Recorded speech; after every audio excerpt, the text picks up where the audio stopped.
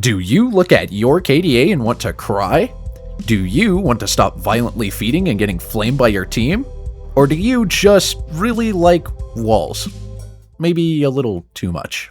Well then, this is the right video for you. Whether you're bronze or GM, this video will help you stop spending half the game in the spawn room and finally achieve that shiny new rank badge you've been hardstuck grinding for 2 months. And with that being said, let's get right into it. So, your first question is probably, what in the Kentucky Fried Fuck is micropositioning? In the last video, we covered macro positioning, but some of you might have wondered how you're supposed to stay alive when you're so far away from your team and in the enemy's cheeks. Well, micropositioning is essentially the smaller positional changes, hence, micro. That includes wall play and player splitting. So, what exactly are the advantages of micropositioning? Well, one of the advantages is that you can stay hidden from view. While the enemy team probably has a headset and might be able to hear you, it makes it a lot harder to pinpoint exactly where you are if they can't see you. This makes it a lot easier to get something called peeker's advantage. If your macro positioning is good and you were previously hidden from sight, you will likely be the first person in any engagement to peek. This gives you an immediate advantage in damage that would have been hard to get otherwise. Some characters with vertical mobility can even use a vertical variety of peeker's advantage. For example, if you are playing Genji and peek a wall from the bottom, the enemy is likely to expect it, which makes it a bit easier for them to aim at you.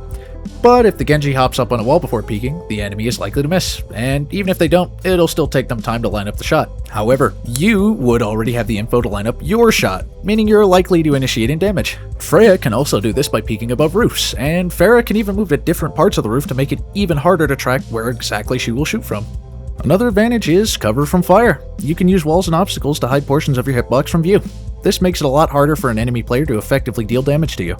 And you can even hide your entire hitbox if you need to heal, disengage, or even just to rethink your choice of engaging a Bastion and turret form as Doomfist. One of the biggest ways micropositioning makes a difference is by sectioning off players into 1v1s. Say we have a Tracer looking to dive this unsuspecting Widow, however there's an Ana over here on high ground looking to Bill Cosby the Tracer back into the spawn room.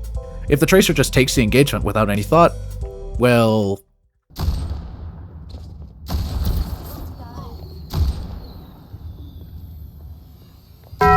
Now if the Tracer used walls to block line of sight from the Ana, the Widow easily becomes the freest thing since America. Well, maybe freer than America, but that's a separate topic. Now how do you get better at micropositioning? First, I would take a look at your own game replays, check to see which of the things covered in this video you need to work on.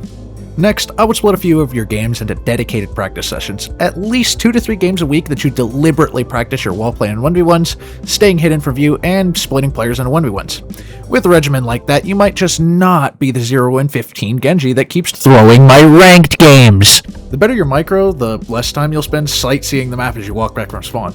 If you want to see more of this type of content, leave a like and subscribe so you won't miss the next video. And if you want to see my previous video on macro positioning, there'll be a link in the description, or you can click the card on screen. And if you're interested in one-on-one coaching, you can check out my Patreon in the description. And as always,